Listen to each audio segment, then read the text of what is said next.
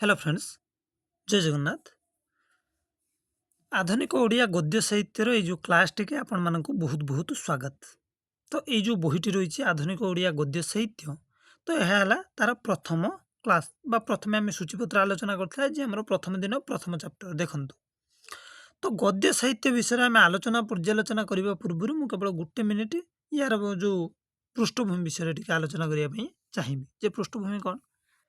तो जो मैंने ओडिया ऑनर्स पिला से माने विशेषतः जानिथिबे जे प्राचीन साहित्य को आमे जेतेबेले जानती सेठी गद्यर रूप बहुत सीमित देखा जाए अर्थात नथिला बोली कहिले चले किंतु पद्यर जहाँ कहती भित्तिभूमि बहुत सुदृढ़ कहीं आम देखा अष्टादश पुराण हो वेद हो जिते जहाँ भी लिखाई से सब कौन लिखाई ना छंदबद्ध शैली अर्थात पद्य आकार लिखा एवं पद्य एमती गोटे जिनस कौन ना समस्त मन को आकृष्ट अति शीघ्र करनी छंदबद्ध शैली तार किंतु प्राचीन साहित्य आम गद्य बहुत सीमित देखा पाइबा जमीक आम उपनिषद ठार आरंभ करवा उपनिषद ठार कि आम केवल गद्य अल्प देखीदे पाइबा किंतु अष्टादश शताब्दीर परवर्ती अवस्था गद्य साहित्यर कौन है ना विकास एत जोर चलला जे पद्य तुलन में यथेष्ट अधिका जो भाई भाव में आम जब प्राचीन साहित्य को जीवा गद्य रचना कम देखा पाइबा किंतु पद्य रचना बहुत देखते पाइबा किंतु अष्टादश शताब्दी बा 1800 मसीहा परवर्ती अवस्था आम विशेषकर देखा कौन ना गद्य साहित्यर रचना अत्यंत जोरसोर चले एवं कवि मानकर धीरे धीरे कौन ना गद्य प्रति आकृष्ट आकर्षण बढ़े जो प्राचीन साहित्य जो कवि मैंने थे से कौन करते ना पद्य को विशेष ध्यान दूसरे गद्य को ध्यान दौ नथिले किंतु आधुनिक जुगे कौन है ना यार संपूर्ण ओलटा अर्थात एठारे कौन ना गद्य को अधिक गुरुत्व दिगला किंतु पद्य को अधिक गुरुत्व दिगला नहीं। तो जहाँ भी हो आम अष्टादश शताब्दीर परवर्ती अवस्था कौ भाई भाव में गद्य साहित्यर विकास होता आम आज आलोचना करवा एवं गद्य साहित्य कौन ता विषय आम टे धारणा नवा।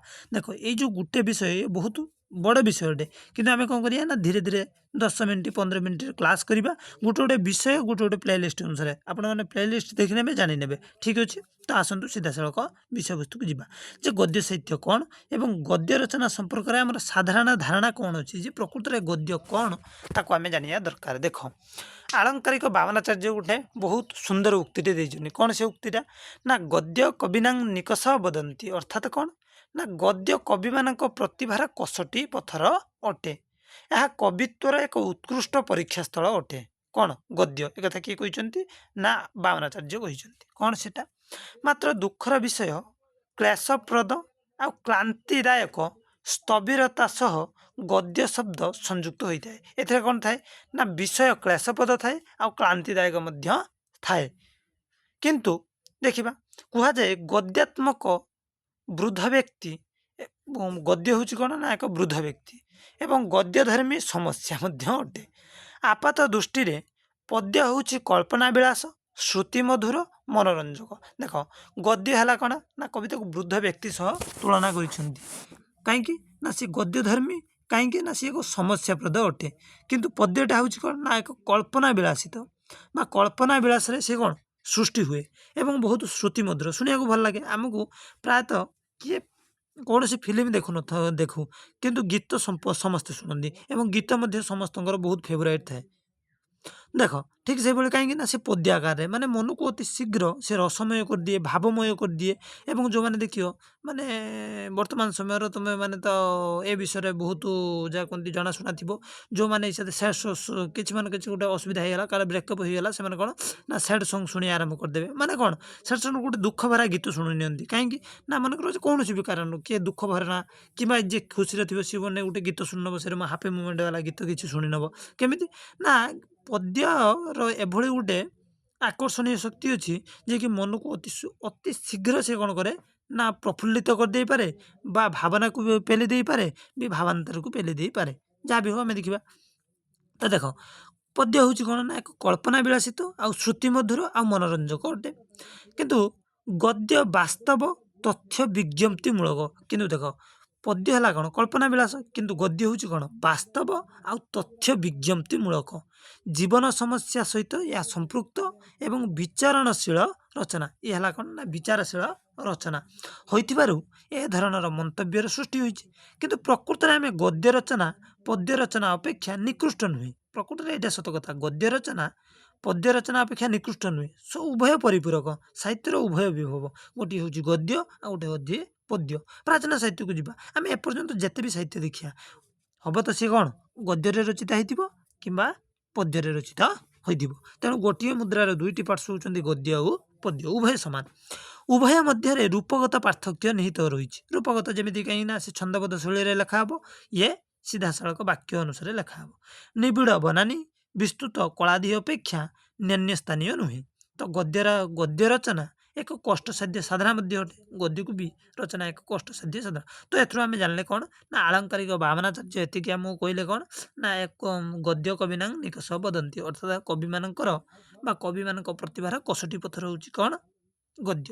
ଗଦ୍ୟ ହେଉଛି କ'ଣ ନା ପଦ୍ୟ ଆମେ ଜାଣିଲେ କ'ଣ ପଦ୍ୟ ଆଉ ଗଦ୍ୟ ଭିତରେ ତ କିଛି ତୁଳନା ଏଥିରେ କରିଦେଲେ। କେମିତି ତୁଳନା କଲେ ନା ପଦ୍ୟ ହେଉଛି କଳ୍ପନା ବିଳାସ, ଶ୍ରୁତିମଧୁର, ମନୋରଞ୍ଜକ।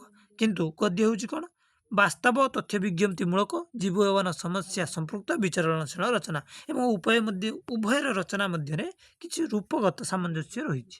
ଯେମିତି ଗୋଟେ ପୁରୁଷ ଏବଂ ନାରୀ, ଆମେ ଏଇଭଳି ବୁଝିନେବା। ଗଦ୍ୟ ହେଉଛି ଏକ ପୁରୁଷ ଏବଂ ହେଉଛି ପଦ୍ୟ ହେଉଛି ଏକ ନାରୀ। ତେଣୁ ଉଭୟଙ୍କର ଗଠନଗତ ରୂପ ମଧ୍ୟ ଅଲଗା ଅଲଗା, ଠିକ୍ ଅଛି। ଏବଂ ନାରୀମାନେ ସମସ୍ତଙ୍କ ଟିକେ ପ୍ରିୟ ପୁରୁଷମାନଙ୍କ ଅପେକ୍ଷା। ବାସ୍ ଏଇଥିରୁ ଆପଣମାନେ ବୁଝି ନେଉଥିବେ। ଯେମିତିକି ପଦ୍ୟ ସମସ୍ତଙ୍କର ପ୍ରିୟ, କିନ୍ତୁ ଗଦ୍ୟ ବ୍ୟକ୍ତିବିଶେଷ ଅନୁସାରେ ପ୍ରିୟ। ତ ଯାହା ବି ହଉ ଦେଖିବା। ତାପରେ ଗଦ୍ୟ ବିକାଶରେ ଆମେ ସାଧାରଣ ସୂତ୍ର ଦେଖିବା ଯେ କିଭଳି ଭାବରେ ଗଦ୍ୟ ସାହିତ୍ୟର ବିକାଶ ହେଲା। ଠିକ୍ ଅଛି, ଦେଖ ପୃଥିବୀର ଆମେ ଆଦିମ ଅବସ୍ଥାରେ କେବଳ ଜଳ ଥିଲା, ଠିକ୍ ଅଛି। ସମଭାବରେ ସାହିତ୍ୟର ଆଦିମ ସ୍ତରରେ ସର୍ବତ୍ର ଛନ୍ଦ ତରଙ୍ଗିତା ପ୍ରବାହଶାଳିନୀ କବିତାର ସ୍ଥିତି ଥିଲା। ଯେମିତିକି ଦେଖ ପୃଥିବୀର ଯେତେବେଳେ ଆମେ ପୁରାଣ ସାହିତ୍ୟକୁ ଯିବା, ବିଭିନ୍ନ ପୁରାଣ ଆଲୋଚନା କରିବା, ସେ ପ୍ରଳୟ ଠାରୁ ବର୍ଣ୍ଣନା ଅଛି। ଯେମିତି କୁହାଯିବ କ'ଣ ନା ପୃଥିବୀ ପୂର୍ବରୁ ପ୍ରଥମେ ସବୁ ପ୍ରଳୟ ଜଳରେ ପରିପୂର୍ଣ୍ଣ ଥିଲା। ଠିକ୍ ସେହିପରି ଭାବରେ ସାହିତ୍ୟ କ୍ଷେତ୍ରରେ ମଧ୍ୟ କ'ଣ ହେଇଥିଲା ନା ସବୁଆଡ଼େ କେବଳ ପଦ୍ୟର କ'ଣ ପ୍ରଭାବଟା ଥିଲା। ପଦ୍ୟ ହିଁ ସବୁଆଡ଼େ ବହୁତ ବଳିଷ୍ଠ ଥିଲା। କାହିଁକିନା ମୁଁ ଆପଣମାନଙ୍କୁ ବି ଦେଖେଇଲି କ'ଣ ପ୍ରାଚୀନ ସାହିତ୍ୟ ଯେତେ ଆମେ ଦେଖିବା ସବୁ ପଦ୍ୟ ଭାବରେ ଲେଖା ହେଇଛି। ଅଷ୍ଟାଦଶ ପୁରାଣ ସବୁ ଗୀତା ଆକାରରେ, ପୁଣି ଅଷ୍ଟାଦଶ ପୁରାଣ ପାଖରୁ ଆରମ୍ଭ କରିକି ଯେତେ ଯାହା ରହିଲା ସବୁକିଛି କ'ଣ କବିତା ଆକାରରେ ଲେଖା ହେଇଛି। କବିତାର ପଦ୍ୟ ବିନ୍ୟାସ, ଭାବର ବିନିମୟ ବିରାମ, ଛନ୍ଦ ଓ ମେଳର ଝଙ୍କାର ହେତୁ ଏହା ଶୀଘ୍ର ପାଠକ ମନରେ ଆଙ୍କିତ ହୋଇଯାଏ। କାହିଁକି ନା ପଦ୍ୟ ବିନ୍ୟାସ ଥାଏ ଯାହାକି ଶ୍ରୁତିମଧୁର ହୋଇଥାଏ ମଧ୍ୟ ଏବଂ ବହୁତ ଝଙ୍କାର ବା ଛନ୍ଦବଦ୍ଧ ହୋଇଥାଏ। ତେଣୁ ସମସ୍ତଙ୍କର କ'ଣ କରେ ମନୋରଞ୍ଜନ କରିଥାଏ। ଛନ୍ଦବଦ୍ଧହୀନ ବୃହତ୍ତକାୟ ଗଦ୍ୟର ବିଭିନ୍ନ ପଦ ଓ ଅଂଶ ପରସ୍ପର ସହ ସମ୍ପର୍କାନ୍ୱିତ କରି ଏହାର ଭାବାନୁସରଣ ଏକ ବିଶେଷ ମାନସିକ ଚେଷ୍ଟା ସାପେକ୍ଷ ଅଟେ। କିନ୍ତୁ କ'ଣ ନା ଛନ୍ଦବଦ୍ଧହୀନ କିଏ ବୃହତ୍ତକାୟ ଗଦ୍ୟ। ଦେଖ ଛନ୍ଦବଦ୍ଧ ହେଉଛି କିଏ ପଦ୍ୟ, କିନ୍ତୁ ଛନ୍ଦବଦ୍ଧହୀନ ହେଉଛି କିଏ ଗଦ୍ୟ। ତୁମେ ଦେଖ ଗଦ୍ୟରେ କ'ଣ ଆମେ ଗୀତା ଆକାରରେ ଦେଖିତେ ପାଇବା କି? ସବୁ ଆମେ ପଢ଼ୁଛନ୍ତି। ଧର ବର୍ତ୍ତମାନ ମୁଁ ଯେଉଁଟା ପଢ଼ୁଛି ଆପଣମାନଙ୍କ ସାମ୍ନାରେ, ଯେଉଁଟା ପଢ଼ିକି ଆପଣଙ୍କୁ ବୁଝାଉଛି, ସେ କେଉଁ ଆକାରରେ ଲେଖା ହେଇଛି? ଗଦ୍ୟ ଆକାରରେ ଲେଖା ହେଇଛି। କିନ୍ତୁ ଏଇଟା ହେଲା କ'ଣ ନା ଇଏ କେମିତି ହେଇଛି ନା ଏଥିରେ ଛନ୍ଦବଦ୍ଧହୀନ ହେଇଛି, ବୃହତ୍କାର ରହିଛି ଏବଂ ଅଂଶ ପରସ୍ପର ସହିତ ସୌବାକ୍ୟ ସହିତ କ'ଣ ହେଇଛି ଭାବାନୁସାରେ ସବୁ କ'ଣ କରୁଛନ୍ତି ନା ମିଳିତ ହେଇକି ରହିଛନ୍ତି। ତାପରେ ଆମେ ଦେଖିବା କ'ଣ ନା ପଦ୍ୟର ସ୍ୱଳ୍ପ ପରିସର ମଧ୍ୟରେ ରସବୋଧ, ରଚନା ଶ୍ରେଷ୍ଠବ ଜନିତ ମାଧୁର୍ଯ୍ୟ ଓ ଆନନ୍ଦର ଅନୁଭୂତି ସହଜଲଭ୍ୟ ହୋଇଥାଏ। କିନ୍ତୁ ପଦ୍ୟର ଗୋଟେ ବିଶେଷତ୍ୱ କ'ଣ ନା ବହୁତ କମ୍ ସମୟ ମଧ୍ୟରେ ଆମ ଭିତରେ ରସ ସୃଷ୍ଟି କରିଦେବ। ଯେମିତିକି ଆମେ ଯେତେ ମନ ଦୁଃଖରେ ଥାଆନ୍ତୁ କି ଯାହା ବି ଥାଉ, ଗୋଟେ ଯେତେବେଳେ ଗୀତ ଶୁଣି ନିଅନ୍ତି ଅଳ୍ପ ସମୟରେ କ'ଣ ହେଇଛି ବହୁତ ଖୁସି ଲାଗେ। କିନ୍ତୁ ଗୋଟେ ଫିଲ୍ମ ଦେଖନ୍ତୁ କେତେ ସମୟ ଲାଗିବ? ଘଣ୍ଟା ଘଣ୍ଟା ଚାଲିଯିବ। ଏଇ ଅନୁସାରେ ସବୁ ଦେଖ ଯେହେତୁ କ'ଣ ହୁଏ ନା ସ୍ୱଳ୍ପ ସମୟ ମଧ୍ୟରେ ପଦ୍ୟରେ କ'ଣ ହୁଏ ନା ରସବୋଧ ହୋଇଯାଏ, ମନକୁ ଆନନ୍ଦ ପ୍ରଦାନ କରେ। ତ ମାନେ ସିଧାସଳଖ ଆମେ ଏତିକି କହିବାକୁ ଗଲେ ଗଦ୍ୟ ଅପେକ୍ଷା ପଦ୍ୟରେ ଅତି ସ୍ୱଳ୍ପ ସମୟରେ ସ୍ୱଳ୍ପ ପରିସରରେ ମନରେ କ'ଣ ହୁଏ ନା ଏକ ଅଦ୍ଭୁତପୂର୍ବ ଆନନ୍ଦ ନେଇ ଆସେ। ତେଣୁ ପ୍ରାଚୀନ ସାହିତ୍ୟକୁ ଆମେ ଯଦି ଦେଖିବା, ବିଶେଷ କରି କ'ଣ ହେଲା ନା ପଦ୍ୟର ବହୁତ ଭାବରେ ବିକାଶ ହେଲା। କିନ୍ତୁ କ'ଣ ହେଲା ପରବର୍ତ୍ତୀ କାଳରେ ଆମେ ଗଦ୍ୟର ବିକାଶ ଘଟିଲା। ଯେତେବେଳେ ମନେ ରଖିଥିବା, ଯେତେବେଳେ ପଦ୍ୟ ସାହିତ୍ୟର ଧୀରେ ଅଷ୍ଟାଦଶ ଶତାବ୍ଦୀ ପାଖାପାଖି ଆଉ ଧୀରେ ଧୀରେ ଗଦ୍ୟର ବିକାଶ ଘଟିଲା। ପ୍ରାଚୀନ ଗ୍ରୀକ୍ ସାହିତ୍ୟ ଇତିହାସର ଯଦି ଆମେ ପ୍ରାଚୀନ ଗ୍ରୀକ୍ ସାହିତ୍ୟକୁ ଯାଆନ୍ତି, ସେଠି ଆମେ ଆଲୋଚନା କଲେ କ'ଣ ନା ଗଦ୍ୟ ବିକାଶର ସୂତ୍ର ଧରା ପଡ଼େ ଯେ ପ୍ରକୃତରେ ଗଦ୍ୟ କେବେଠୁ ସୃଷ୍ଟି ହେଲା। ଆମେ ଯଦି ଗ୍ରୀକ୍ ସାହିତ୍ୟକୁ ଯାଆନ୍ତି, ଯୁକ୍ତିସମ୍ମତ ଚିନ୍ତାଧାରାର ଯେତେବେଳେ ପରିପ୍ରକାଶ ନିମନ୍ତେ ଛନ୍ଦବଦ୍ଧ ପଦ୍ୟ ରଚନାର ଅନୁପଯୋଗିତା ଉପଲବ୍ଧି ହୋଇଥିଲା, ପଦ୍ୟମନର ଭାଷା ଏବଂ ଗଦ୍ୟ ହେଉଛି ମୁଖର ଭାଷା। ଗୋଟେ କଥା ଶୁଣ, ଆମେ ଯେତେବେଳେ ଗଦ୍ୟ ସାହିତ୍ୟର ବିକାଶ ସୂତ୍ରକୁ ଧରିକା ଯିବା ତ ମୂଳରେ ପହଞ୍ଚିବା କେଉଁଠି ନା ଗ୍ରୀକ୍ ସାହିତ୍ୟରେ। ଗ୍ରୀକ୍ ସାହିତ୍ୟରେ କ'ଣ ହେଲା ନା ବଡ଼ ବଡ଼ ଯେଉଁ ଦାର୍ଶନିକ ମାନେ ଥିଲେ ସେମାନେ ଚିନ୍ତା କଲେ ପ୍ରକୃତରେ ଯୁକ୍ତିସମ୍ମତ ଚିନ୍ତାଧାରାକୁ ଉପସ୍ଥାପନ କରିବା ପାଇଁ ପଦ୍ୟ ଯଥେଷ୍ଟ ନୁହେଁ, ଗଦ୍ୟର ଆବଶ୍ୟକତା ରହିଛି। ଏବଂ ସେଇଦିନ ଠାରୁ ଧୀରେ ଧୀରେ କ'ଣ ହେଲା ନା ଗଦ୍ୟର ବିକାଶ ଆରମ୍ଭ ହେଲା। ସେ କହିଲେ କ'ଣ ନା ପଦ୍ୟ ହେଉଛି ମନର ଭାଷା, କିନ୍ତୁ ଗଦ୍ୟ ହେଲା କ'ଣ ମୁଖର ଭାଷା। ତେଣୁ ପ୍ରାକ୍ ଆଧୁନିକ ମନୁଷ୍ୟର ମନ ପଦ୍ୟ ଓ କବିତା ମଧ୍ୟରେ ବିସ୍ତୃତ ହୋଇଥିଲା। ପ୍ରାକ୍ ଆଧୁନିକ ଅର୍ଥାତ ଆଧୁନିକତାର ପୂର୍ବବର୍ତ୍ତୀ ଅବସ୍ଥା। ପ୍ରାକ୍ ବେଦ ଆଉ ଉପନିଷଦ, ପୁରାଣ, ଦର୍ଶନ, ବାଇବେଲ ପ୍ରଭୃତି ପ୍ରାଚୀନ ରଚନାରେ ଗଦ୍ୟର ସନ୍ଧାନ ମିଳୁଥିଲେ ସୁଦ୍ଧା ଏହା କାବ୍ୟଧର୍ମୀ ରଚନା, ଅର୍ଥ ପ୍ରକଟନର ଯୋଗ୍ୟତା, ସରଳ, ସୁଗମ ଓ ସ୍ୱାଭାବିକ ଶୈଳୀ ପ୍ରୟୋଗ ହେତୁ ଏହା ସ୍ଥଳେ ସ୍ଥଳେ ସରସ ଓ ଚିତ୍ତାକର୍ଷକ ଅଳଙ୍କୃତ ଓ ଭାଷା ସୌନ୍ଦର୍ଯ୍ୟମଣ୍ଡିତ ହୋଇଥିଲା। ସ୍ଥଳେ ସ୍ଥଳେ କ'ଣ ହେଉଥିଲା ନା ଆମେ ଯେଉଁ ଦେଖିବା ମାନେ ହେଉଛି ପ୍ରାଚୀନ କାଳର ବେଦ ଉପନିଷଦକୁ, ସେଥିରେ ଯେଉଁ ଗଦ୍ୟ ଗୁଡ଼ିକ ଥିଲା ସେ ବହୁତ ସୁନ୍ଦର ସରସ ଭାବରେ ଚିତ୍ତାକର୍ଷକ ମଧ୍ୟ ଥିଲା, କିନ୍ତୁ ସ୍ଥାନେ ସ୍ଥାନେ ସବୁଆଡ଼େ ପରିପୂର୍ଣ୍ଣ ନଥିଲା ଗଦ୍ୟ। କିନ୍ତୁ ପରବର୍ତ୍ତୀ କାଳରେ ବୈଜ୍ଞାନିକ ଓ ଦାର୍ଶନିକ ଆଇନ ଘଟିତ ପ୍ରସଙ୍ଗରେ ଯୁକ୍ତିର ବାହାନା ଭାବେ ଆମେ ଗଦ୍ୟକୁ ନେଲେ ଏବଂ ଗଦ୍ୟର ସେଦିନ ଠାରୁ କ'ଣ ହେଲା ବିକାଶ ଘଟିଲା। ସୁଦ୍ଧା ବହୁ କାଳ ପର୍ଯ୍ୟନ୍ତ ଏହାର ସାହିତ୍ୟକ ରୂପ ଅପ୍ରକଟିତ ଥିଲା। ଅବଶ୍ୟ ଗଦ୍ୟର ରୂପ ନେଲା କିନ୍ତୁ ସାହିତ୍ୟକୁ ଆସି ନଥିଲା। କିନ୍ତୁ ଇଂରାଜୀ ସାହିତ୍ୟରେ ଏଲିଜାବେଥ ଯୁଗୀୟ ଗଦ୍ୟ ଅତ୍ୟନ୍ତ ଜୀବନ୍ତ ଓ ଚମତ୍କାର ରୂପ ଧାରଣ କରିଥିଲା। ତଥାପି ଏ କାଳର ଅମିତ୍ରାକ୍ଷର ପଦ୍ୟ ରଚନା ନିକଟରେ ଏହା ନିଷ୍ପ୍ରଭ ଓ ଉପନ୍ୟାସ ସାହିତ୍ୟର ବଳିଷ୍ଠ ବିକାଶରେ ଗଦ୍ୟ ସୃଷ୍ଟିଧର୍ମୀ ରଚନାର ଗୌରବ ଭାଜନ ହେଲା। ତ ଆମେ ଏଥିରୁ ଏଇଆ ବୁଝିଲେ କି ଯେଉଁ ଦୁଇଟା ପଏଣ୍ଟକୁ ଆମେ ଆଉ ଥରେ ମୁଁ ବର୍ଣ୍ଣନା କରିଦେଉଛି, ଆପଣମାନେ ଟିକେ ଦେଖି ନିଅନ୍ତୁ। ପ୍ରଥମେ ଆମେ ଦେଖିଲେ ଗଦ୍ୟ ସମ୍ପର୍କରେ କ'ଣ ଧାରଣା କିଛି ନେଲେ ଯେ ପ୍ରକୃତରେ ଗଦ୍ୟ କ'ଣ। ଆମେ ଦେଖିଲେ ସାହିତ୍ୟର ଯେତେ ବି ଲେଖା ଅଛି ଦୁଇ ଭାଗରେ ଆମେ ବିଭକ୍ତ କରିଦେବା। କିଛି ହେଇପାରେ ସେ ଗଦ୍ୟ ହେଇଥିବ ନହେଲେ ପଦ୍ୟ। ପ୍ରାଚୀନ ସାହିତ୍ୟରେ ଆମେ ବିଶେଷ କରି ପଦ୍ୟକୁ ଦେଖିବା, କିନ୍ତୁ ଅଷ୍ଟାଦଶ ଶତାବ୍ଦୀରେ ପରବର୍ତ୍ତୀ ଅବସ୍ଥାରେ ଆମେ ବିଶେଷ କରି ଗଦ୍ୟ ସାହିତ୍ୟର ବଡ଼ ଭୂମିକା ଆମେ ଦେଖିତେ ପାଆନ୍ତି। ଏତିକି ଜାଣିଲେ। ଦ୍ୱିତୀୟରେ ଆମେ ଦେଖିଲେ ଗଦ୍ୟ ସାହିତ୍ୟ ବିକାଶର ସୂତ୍ର।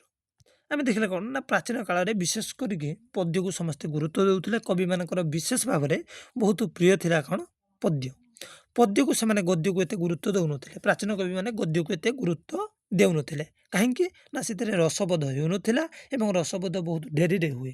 କିନ୍ତୁ ପଦ୍ୟରେ କ'ଣ ହୁଏ ନା ଅତି ଶୀଘ୍ର ବା ସଙ୍ଗେ ସଙ୍ଗେ କ'ଣ ରସବୋଧ ହୁଏ, ଆନନ୍ଦ ପ୍ରଦାନ କରେ ଏବଂ ଶ୍ରୁତି ମଧୁର ମଧ୍ୟ ଲାଗେ ଏବଂ କଳ୍ପନା ବିଳାସ ମଧ୍ୟ ଅତ୍ୟନ୍ତ ସୁନ୍ଦର ଭାବରେ ହୁଏ। କିନ୍ତୁ ଗଦ୍ୟ ଥିଲା କ'ଣ ନା ଏସବୁ ଯୁକ୍ତିସଙ୍ଗତ ବା ଅତ୍ୟଧିକ ବାସ୍ତବମୁଖୀ।